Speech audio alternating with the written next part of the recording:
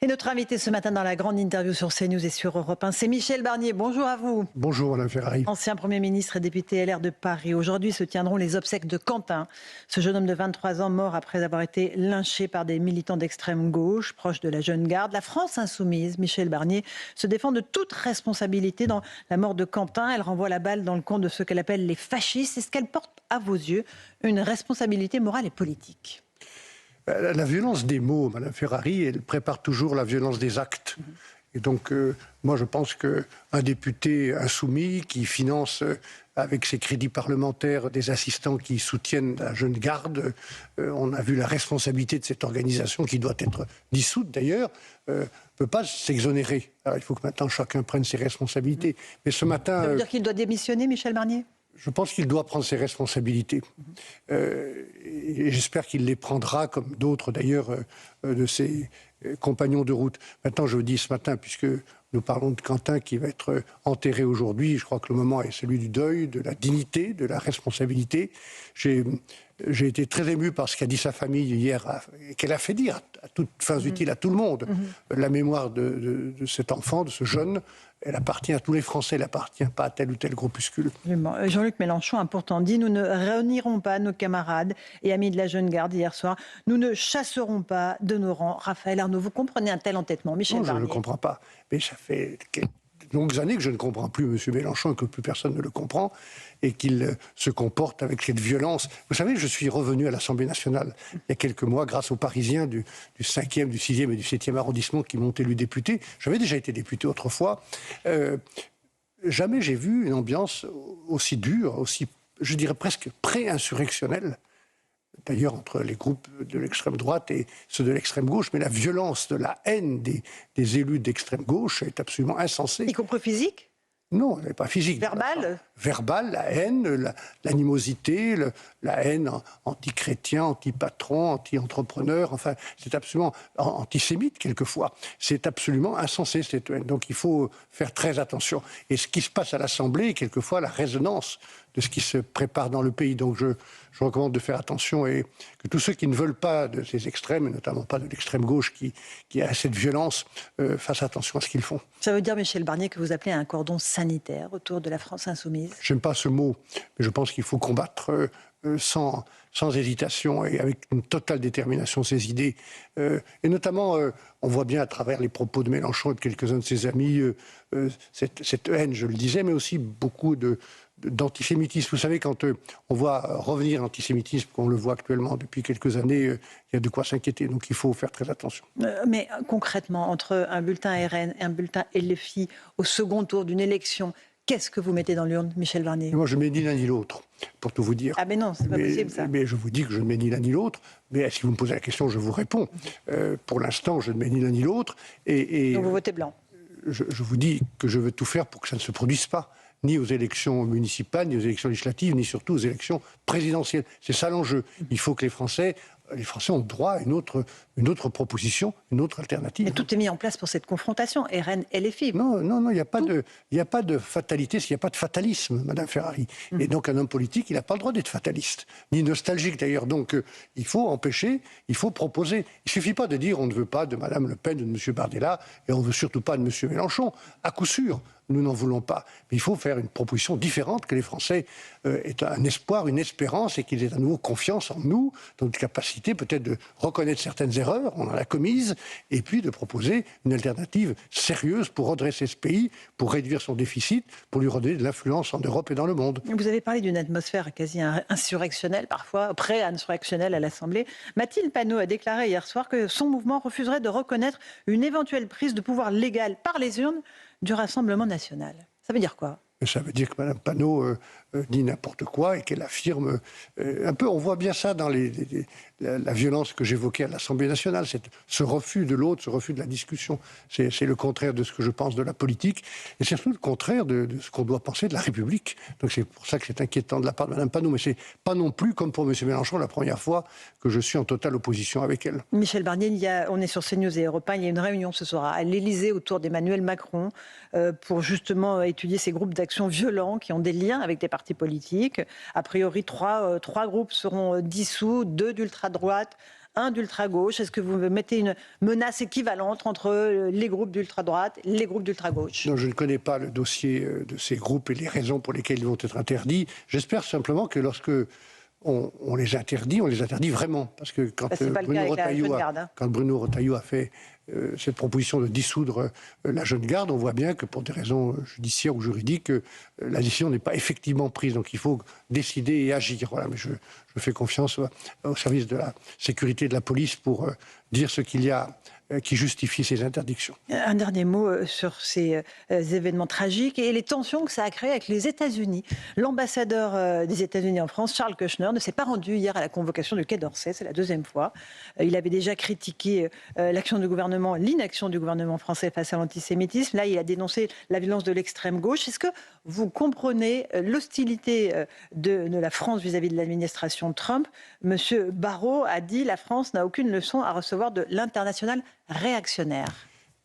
Laissons les mots de côté. Ce que je trouve, c'est que les États-Unis ne se comportent pas vraiment comme des alliés actuellement. Et c'est d'ailleurs depuis la réélection de M. Trump qu'on a le sentiment assez nouveau, même depuis 60 ans, que les États-Unis d'Amérique ne soutiennent pas et même combattent et veulent détruire le projet européen.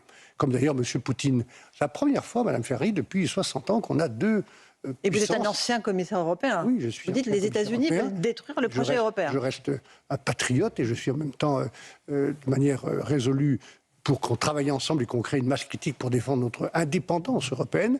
Mais je vois d'un côté la Russie qui veut nous détruire pour des raisons politiques, parce que nous sommes un pôle démocratique qui attire les peuples de l'Est.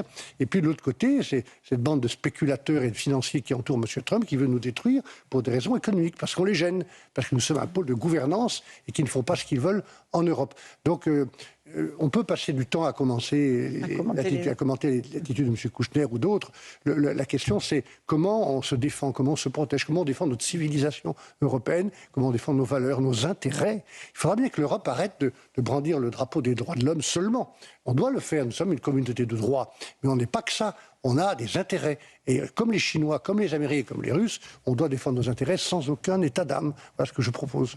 Et on l'évoquera dans un instant à travers la guerre en Ukraine. Un tout petit mot des motions de censure. Le RN et LFI ont déposé des motions de censure à la suite de la publication par décret du plan pluriannuel de l'énergie. Les LR vont le voter ?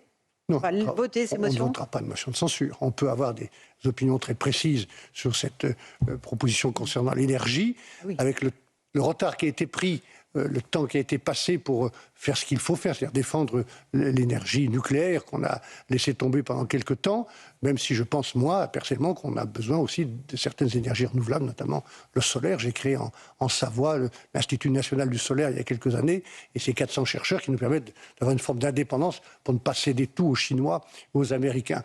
Mais de là à voter une censure, non, on ne va pas joindre notre voix à celle de... Ça veut dire qu'on vous taxe d'être les supplétifs du macronisme ?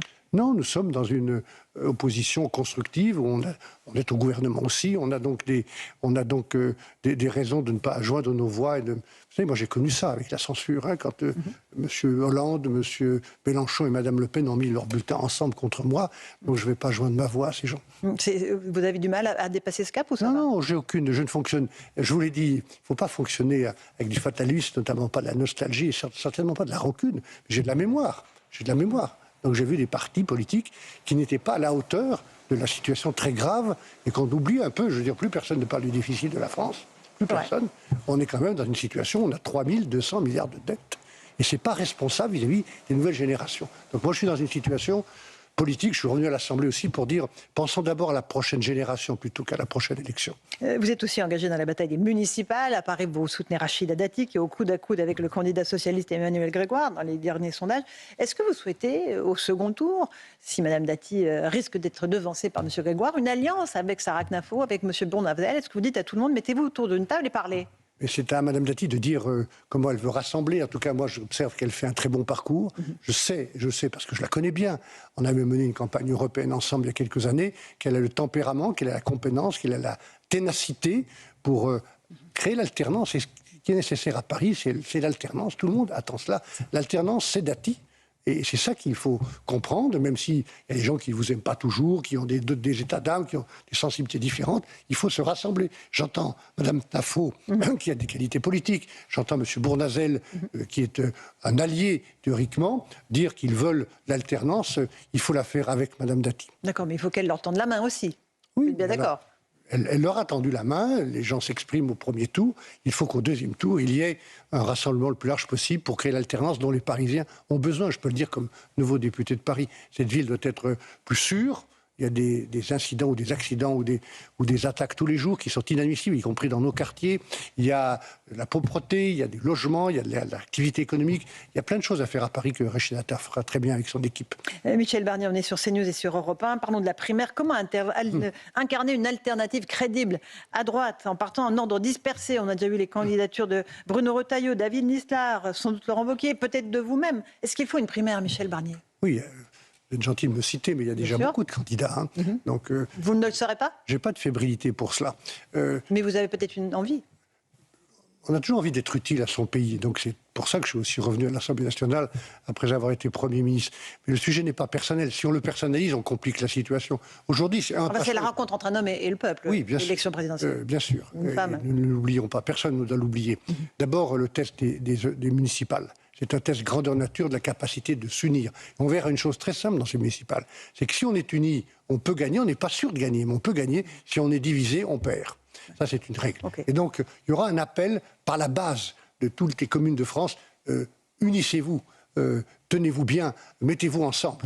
Deuxièmement, un programme, parce que vous parliez des Français, de la rencontre avec le peuple. Les Français, il faut les respecter. Il faut les respecter. Et si vous ne mettez devant que les ambitions personnelles, les égos des uns et des autres, vous ne les respectez pas. Donc il faut un projet politique qui soit celui de la droite et du centre. Et c'est à quoi je vais travailler pour qu'il y ait un seul candidat unique qui porte ce Avec une primaire ou pas? Elle irait de qui à qui? Pourquoi pas une primaire le moment venu, si tout le monde accepte la règle du jeu? Mais je recommande d'abord de privilégier le besoin d'unité, un seul candidat, c'est ce pourquoi je veux me battre, et un projet politique qui soit capable d'exprimer une alternance et une espérance aussi pour les Français. Et si les uns et les autres sont incapables de se mettre d'accord, Michel Barnier, est-ce que vous seriez ce recours, l'homme d'expérience qui a occupé de nombreux postes dans la République? Je ne vais pas répondre à cette question. Je vous ai dit, ou je pense, je vais vous dire qu'au moment venu, les candidats, quels qu'ils soient, devront répondre à 3 questions. Est-ce que je suis capable d'être président de la République?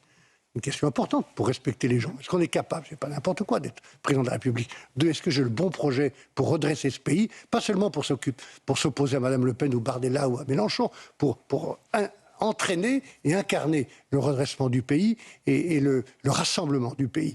Et puis ensuite, est-ce que je peux rassembler au-delà de mon camp? C'est ça qui est important, parce qu'un seul camp ne gagnera pas et ne sera pas qualifié pour le deuxième tour. Il faut être deuxième ou premier au premier tour pour être premier au deuxième tour. Donc pour l'instant, vous ne soutenez personne, y compris M. Retailleau? Pour l'instant, je dis, mettez les choses dans l'ordre. J'ai beaucoup d'estime et d'amitié pour Bruno Retailleau. Je l'ai nommé ministre de l'Intérieur et je ne le regrette pas du tout. Il a fait un très bon travail et je pense qu'il a une légitimité à être candidat, comme d'ailleurs Xavier Bertrand ou David Lisnard, qui sont dans le même parti que moi. Mais pour l'instant, je veux travailler à l'unité. Laissons passer les municipales. Les Français ont droit à ce qu'on respecte cette démocratie du quotidien que sont les municipales. Et ensuite, travaillons à un projet commun. Parce qu'il ne faut pas raconter n'importe quoi, il faudra bâtir un projet de redressement. Michel Barnier, aujourd'hui à l'Assemblée nationale aura lieu le vote sur l'aide à mourir, ce projet de loi, avant que la loi ne reparte au Sénat. Est-ce que vous y êtes opposé et pour quelles raisons? Est-ce que vous estimez que c'est une rupture anthropologique? Il y a 2 projets de loi. Celui sur les soins palliatifs. Et j'aurais bien aimé qu'on mette l'accent sur ce projet qui est issu de la loi Leonetti pour que tous les Français, de manière égale, aient droit à des soins palliatifs s'ils en ont besoin. Et ce n'est pas encore le cas. Il y a un tiers des départements français où il n'y a pas de soins palliatifs. Donc j'aurais, avant qu'on s'occupe de la fin de vie et de l'euthanasie, qu'on apporte une réponse sur cette question humaine qui fonctionne bien. Ce texte-là sera voté sans problème sur les soins palliatifs. Oui, je le voterai. Je ne voterai pas l'autre texte. Pourquoi? Parce que je pense que notre société... D'abord, c'est un sujet très intime. Il faut respecter la position de chacun. Il n'y a pas un député qui n'a pas été confronté de près ou de loin, personnellement ou politiquement, autour de lui, à cette question. Comme d'ailleurs, il n'y a pas un député qui n'ait pas été confronté à un autre enjeu dont j'ai fait une grande cause nationale, qui est celui de la santé mentale. Beaucoup de respect et beaucoup de dignité, de respect, de devoir de conscience de chaque député. Mais en conscience, moi, je ne suis pas partisan d'une société qui ne protège pas, qui ne soigne pas jusqu'au bout et qui se prépare à donner la mort. Donc, pour cette raison-là, et parce que la réforme, la loi sur les soins palliatifs n'est pas complètement appliquée, je voterai contre ce texte. Michel Barnier, nous entrons dans la 5e année de la guerre en Ukraine. Les pourparlers se poursuivent, mais les voix de la France, ou même celles de l'Union européenne, ont du mal à peser dans ce dossier. Est-ce que vous voyez une issue à ce conflit ou pas aujourd'hui? Il n'y a d'issue que si nous gagnons, aux côtés de l'Ukraine, le rapport de force avec M. Poutine, qui a commencé cette guerre. Je veux dire, personne ne doit oublier que c'est lui qui, de manière unilatérale, a commencé cette guerre absolument insensée, qui a provoqué presque 1 million de morts et de blessés, et qui détruit la vie de victimes civiles tous les jours. Donc nous avons un devoir de solidarité avec l'Ukraine, qui, je le pense sincèrement, pays européen, grand pays européen, défend des valeurs et son indépendance. Et nous avons un devoir d'organiser notre continent pour qu'il soit capable de se défendre par lui-même. C'est une chose qui est apparente depuis quelque temps, grâce à M. Trump d'un côté, à M. Poutine de l'autre, et aussi aux Chinois, qui, à force d'exporter chez nous tout ce qu'ils produisent chez eux, sont en train de détruire une grande partie de notre industrie. Et on ne fait rien, on reste les bras ballants. Non, on doit... L'Union européenne reste les bras ballants. Oui, mais on doit... Moi, je suis là pour vous dire ce que je pense, et je pense que l'Europe est naïve, et que l'Europe doit s'organiser pour résister. Et en tout cas, il y a une chose qui est apparente pour tout le monde, c'est que ce qu'on ne fait pas pour nous, Français, ce qu'on ne fait pas pour nous, Européens, personne ne viendra le faire à notre place. Et aujourd'hui, malheureusement, les Français, pour la première fois depuis 2022, moins de 50% soutiennent la fourniture d'armes à Kiev. Ça veut dire qu'ils disent pensez aussi à nous, nous autres Français. Bien sûr qu'il faut penser à nous.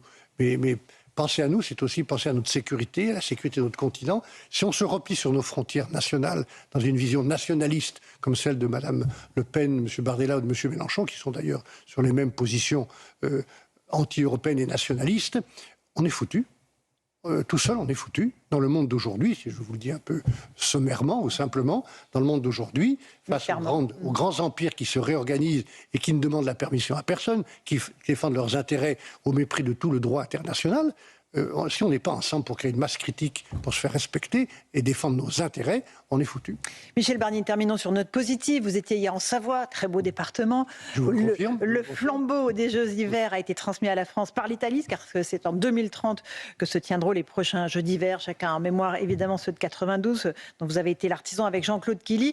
Est-ce que les choses vous semblent mal parties du côté du COJO français et de cette organisation de Alpes 2030 ? D'abord, un coup de chapeau aux athlètes français, 23 médailles, une ambiance formidable. Ils étaient pratiquement tous hier à Albertville, dans une grande fête populaire, et c'est formidable l'image qu'ils ont donnée.